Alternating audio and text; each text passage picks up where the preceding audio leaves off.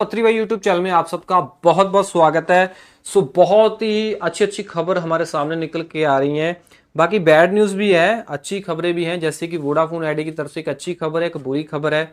साथ ही साथ जियो के एयर फाइबर से रिलेटेड बुरी खबर भी है और बीएसएनएल से रिलेटेड भी अच्छी खबर है। जाने के लिए वीडियो को पूरा देख लो। हेलो मेरे भाई, मेरा नाम है कमल, आप देख रहे हो आपका अपने यूट्यूब चैनल पत्री भाई। वीडियो को स्टार्ट करते हैं। ओके, सबसे पहली अपडेट भाई साहब वोडाफोन आइडिया की तरफ से निकल के आ रही है। वोडाफोन आइडिया की तरफ से काफी बैड न्यूज हमारे सामने निकल के आ रही है।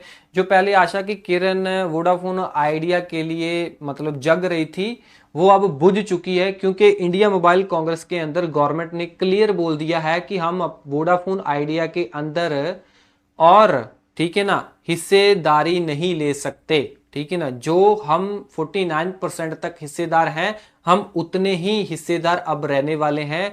इन फ्यूचर के अंदर जाके भी हम और हिस्सेदार वोडाफोन आइडिया के नहीं बन सकते हैं। तो इसका मतलब ये है कि वोडाफोन आइडिया के लिए जो मतलब कि अच्छी अच्छी खबरें आ रही थी, वो अब भाई साहब अच्छी खबरें नहीं है ये वोडाफोन आइडिया के लिए, क्योंकि गवर्नमेंट हेल्प नहीं करना चाहती है। बाकी यार मेरे को लगता है कि गवर्नमेंट को हेल्प करना चाहिए। अगर हिस्सेदार नहीं बन सकते ये मतलब गवर्नमेंट वोडाफोन आइडिया की कंपनी के अंदर, तो उनको कोई अलग रास्ता अपनाना चाहिए जिससे वोडाफोन आइडिया की हेल्प हो सके। बाकी ना वोडाफोन आइडिया की तरफ से एक और बहुत अच्छी खबर हमारे सामने निकल के आ रही है। सो बताने चाहता हूँ कि ये खबर ऐसी खबर है, वोडाफोन आइडिया की तरफ से बहुत अच्छी खबर है, गुड न्यूज़ वाली खबर है। ये गुड न्यूज़ वाली खबर इसीलिए है क्योंकि ये जो काम वोडाफोन आइडिया ने इंडिया मोबाइल कांग्रेस के अंदर दिखाया है, ये जियो एंड एयरटेल भी नहीं दिखा पाए हैं। और भाई साहब क्यों नहीं दिखा पाए? क्योंकि इनके पास टेक्नोलॉजी नहीं है। जियो एंड एयरटेल के पास वो टेक्नोलॉजी नहीं है, वोडाफोन आइडिया के पास ये टेक्नोलॉजी है। वोडाफोन आइडिया ने स्पेस के जरिए स्पेस के सिग्नल को लेके कॉल करके दिखाया।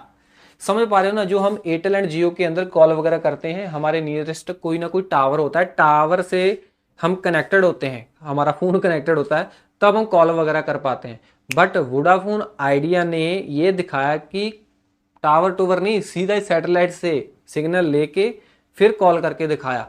और वो मतलब कि जियो एंड एयरटेल वाले और भी लोग शॉक हो गए कि ये ऐसा कैसे हो सकता है।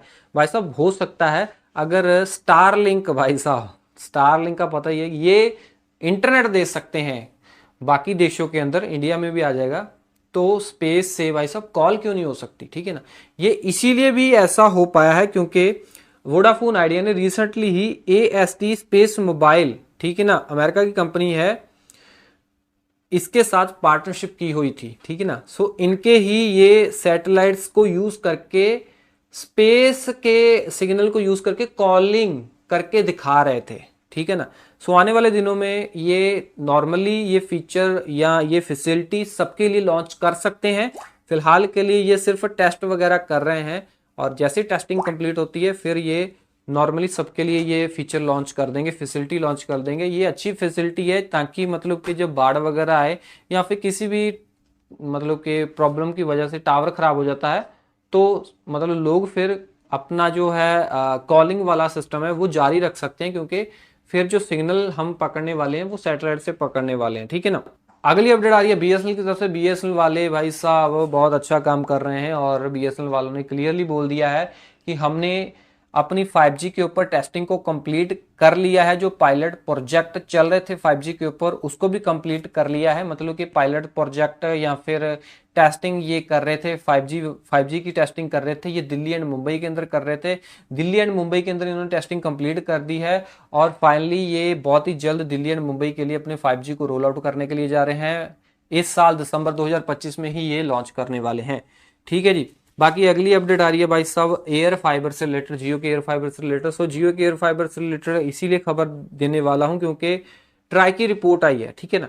सो पिछली बार ट्राई की रिपोर्ट आई थी जब भाई साहब, तो ट्राई ने बोला था कि जियो का जो यूबीआर वाला एयर फाइबर है उसको ट्राई ने फिक्स वायर ब्रॉडबैंड की कैटेगरी के अंदर डाल दिया था। तो हम बहुत ही खुश हुए थे कि मतलब कि अगर फिक्स वायर कैटेगरी के अंदर जियो का एयर फाइबर यूबीआर वाला कनेक्शन जा चुका है, तो हमें अब 3300 GB मिल जाएगी। क्योंकि जो वायर वाले कनेक्शन है उसमें 3300 GB मिलता है। जो एयरटेल का है या फिर बीएसएनएल का है उसमें 3300 GB मिलता है।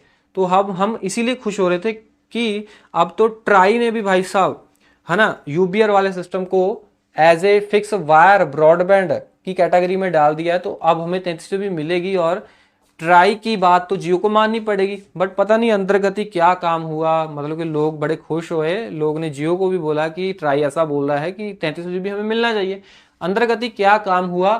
सो अब जो रिपोर्ट आई है, अगस्त की रिपोर्ट आई है ट्राई की, उसमें भाई साहब ट्राई वालों ने जियो के यूबीआर वाले एयर फाइबर को फिर से फिक्स वायरलेस कैटेगरी के अंदर डाल दिया है। ठीक है ना, कहने का मतलब जो आशा की किरण हमें दिखी थी कि 33 जीबी मिलेगा, अब वो भी आशा की किरण भाई साहब बुझ गई है।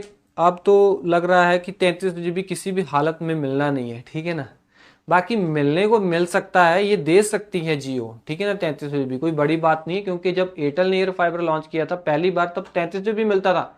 सो देने को ये दे सकती है कंपनी, बट जानबूझ के देना नहीं चाहती है।